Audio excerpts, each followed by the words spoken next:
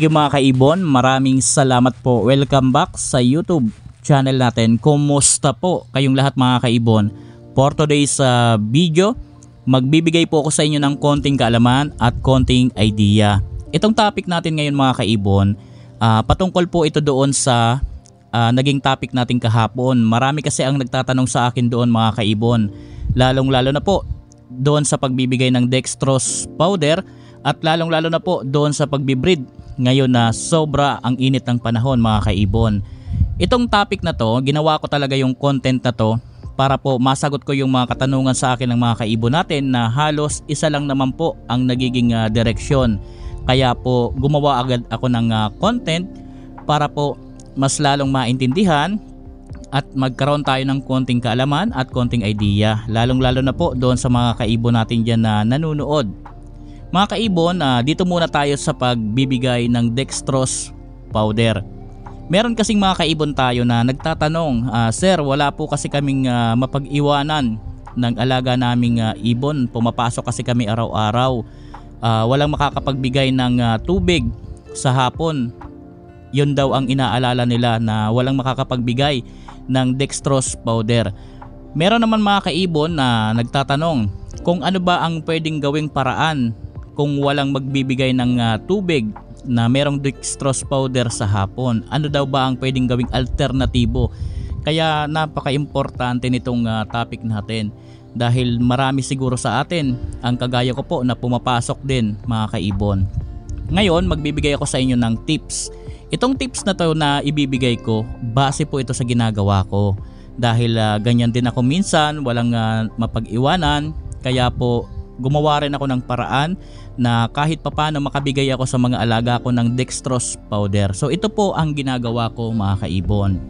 Halimbawa po, nagbibigay kayo sa umaga ng vitamins hanggang hapon. Pag uwi nyo pa yan mapapalitan kung wala tayong mapag-iiwanan. So hindi nga talaga tayo dyan makakabigay sa tanghali ng dextrose powder sa mga alaga natin. Ngayon ito po ang gawin po ninyo. Base lang din ito sa ginagawa ko.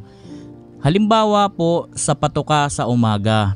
Kapag po magbigay kayo ng patoka sa umaga, doon nyo po ilagay yung dextrose powder. Ihalo nyo po doon sa patoka. Kumuha po kayo ng isang dakot ng dalawang ninyong daliri na parang kumuha kayo ng asin sa niluluto at ilagay po ninyo doon sa patoka ng alaga natin. Sabay haluin nyo po yung dextrose powder doon sa patoka.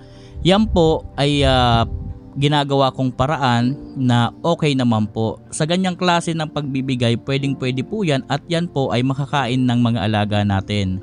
I-shake nyo lang pong mabuti dahil kapag tumuka po yung alaga natin, sasama rin po yan na dextrose powder at kakain na rin po nila yan mga kaibon. Kaya ganyan na lang po ang gawin ninyo kung walang makakapagbigay sa tanghali ng pamalit na tubig na merong dextrose powder. Ihalo nyo na lang po yan sa patoka. So far, ganyan ang ginagawa ko. Okay naman. Wala naman pong nagiging problema. Goods na goods naman at hindi naman nai-stress yung mga alaga ko. So ganyan na lang po ang gawin po ninyo. Yan ang isang tanging paraan na pwede po ninyong gawin para po maka-take ng dextrose powder yung mga alaga po ninyo at nang hindi po ma-stress sa sobrang init. Pwede nyo nga gawin po yan araw-araw dahil ako araw-araw din ang ginagawa ko mga kaibon. Okay naman, nagsimula lang ako niyan ngayon na pagpasok po ng sobrang init na ng panahon. So yan po, okay naman. Sa kanoon pa man, dati pa man, mga nakaraang summer, ganoon na rin po ang ginagawa ko kapag walang makakapagbigay ng tubig na merong dextrose powder sa umaga ay sa tanghali sa mga alaga ko. So yan po, pagpatoka ko sa umaga, kuha ko ng isang dakot doon sa lagayan ng dextrose powder and then ilagay ko po doon sa patoka, sabay i-shake ko sa patoka, yan ibibigay ko na. So far okay naman. Yan po ang tanging paraan na pwede ninyong gawin, lalong-lalo na sa mga nagtatanong na walang magpapalit ng tubig na merong dextrose powder sa hapon. So yan na lang po ang gawin po ninyo. Mas maganda para sa akin dahil sobrang init ng panahon, araw-arawin ninyo. At yung pagbibigay doon sa patoka, huwag masyadong madami. Yung parang kumuha ka lang ng yung dalawang daliri mo, parang kumuha ka lang ng isang dakot doon sa lagayan ng dextrose powder, then ipatak mo doon sa patoka, i-shake mo. So okay na po yan. So yan po ang tanging paraan. Pangalawa, dito naman sa mga kaibon natin na nagtatanong, sabi nila, "Sir, meron na kasing itlog yung mga alaga ko. Yung iba naman meron ng inakay, tapos sobrang kapal ng nesting material. Paano babawasan yun? Hindi kaya yung breeder ko di na bumalik doon, or baka hindi na limliman yung itlog, or yung inakay baka daw di nasubuan." So ano daw ba ang pwedeng paraan para bawasan yung nesting material doon sa loob ng nest box? At madami din tayong nagtanong doon na kaibon. Yung breeder daw nila merong itlog. Ngayon palabas-labas daw sa nest box. Minsan palaging nasa labas. Siguro mga kaibon, hindi kinakaya ng breeder natin yung init doon sa loob ng nest box, kaya palagi nasa labas. So ito po ang dapat lang nating gawin. Halimbawa merong inakay or merong itlog, pwede naman po yung bawasan yung nesting material. Ang gagawin nyo lang po, bawasan po ninyo yung nesting material. Kung meron niyang itlog or meron niyang inakay, make sure muna na yung kamay po ninyo na isawsaw ninyo sa patoka bago kayo humawak doon or magtanggal ng nesting material. Baka kasi mahawakan ninyo yung itlog or kaya naman yung inakay, baka mas lalong manibago yung breeder natin. Ang gawin nyo, bawasan po ninyo yung nesting material, dahan-dahan lang. Kapag nabawasan na po ninyo, gumawa uli kayo ng parang pugad uli. Gumawa kayo ng parang pugad uli nila, na gawa nyo ng pabilog kung ano man ang shape na nandyan na inabutan po ninyo. Gumawa pa rin po kayo ng parang pugad nila. Ngayon kung meron naman yung inakay, ganun pa rin po.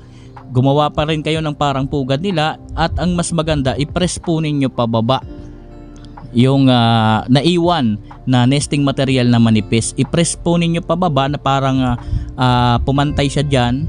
So pwede na po yan, okay na po yan. Ngayon magbibigay ako sa inyo ng konting tips. Kung gagawa ka ng ganyang paraan, wag kang gagawa sa hapon. Dahil sobrang init nga ng panahon, baka mas lalong ma-stress yung alaga natin. Mas maganda yan gawin mo sa umaga. So halimbawa, nagbigay ka ng patoka ng mga alas 7, or kaya naman mas maaga ka dyan nagbibigay, doon mo na gawin yan. Doon mo na po siya gawin. At ang importante dyan, yung kung merong inakay at kung merong itlog yan, wag mong natatabunan ng nesting material kahit konti. Mas maganda yung litaw na litaw pa rin yung inakay or kaya naman yung itlog. Ang importante lang naman kasi dyan, yung pinakang gilid ng pinagpupwestohan ng itlog ng yan or kaya naman ng inakay, ang mabawasan po ninyo. Mas maganda kung hindi naman gaanong karamihan talaga yung nesting material, kung kaya ninyong idiin, i-press pababa para parang kumbaga hindi lang siya malago dyan sa loob, okay na po yan. Pero kung talagang sobrang kapal, wag ninyong gagalawin po yung pinakang ilalim. Okay na po yung pinakang ilalim ng yan. Yung pinakang gilid lang na mga sobra-sobra dyan sa gilid na nesting material, yun lang po ang dapat ninyong tanggalin. Tapos i-press ninyo rin mga kaibon. Basta ang importante yung inakay, yung itlog, hindi matatabunan. Makikita pa rin kung mas maganda na hindi nga dapat natin magalaw yung mga itlog or kaya naman kung yung mga inakay kung saan nakapwesto, para hindi manibago yung breeder. Yun lang ang dapat nating gawin. Kung sobrang kapal, bawasan yung gilid, pero yung ilalim wag na. Yun lang. Sabay kapag natanggal na natin yung pinakang makakapal dyan sa mga palibot, i-press ninyo para at least bumaba, magkaroon ng konting hangin. So yun lang ang dapat ninyong gawin. Okay na yan, goods na yan. Yung breeder po ninyo, babalik at babalik po yan dyan sa loob. Basta ang importante na pinapayo ko, wag ninyong gagawin sa hapon dahil sobrang init. Sa hapon baka mas lalong ma-stress kasi lilipad-lipad yung mga ibon. For example, baka lumipad-lipad dyan, tapos mapagod, mas lalong ma-stress. Pagpasok pa mas mai-stress yan dahil pagtingin niya parang nagbago. Pero sa ganyang paraan na nandiyan pa naman yung inakay, nandiyan pa naman yung itlog, lalo kung hindi naman nagalaw, okay lang po yan. Ang importante yung kamay po ninyo maisawsaw sa patoka para di manibago yung amoy ng loob. So yan po ang importante dyan mga kaibon.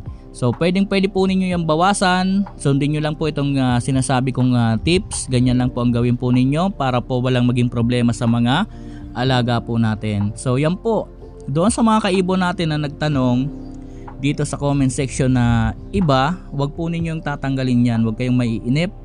Inuna ko lang sagutin to na katanungan na regarding dito dahil yung unang part kasi mga kaibon medyo importante yon, yung pinakang unang part dahil syempre nagtatrabaho tayo tapos walang magbabantay, walang magpapalit ng dextrose powder sa hapon dahil sobrang init, kaya inuna ko yung gawa ng content po ito na ganitong mga katanungan sa akin ng kaibon natin.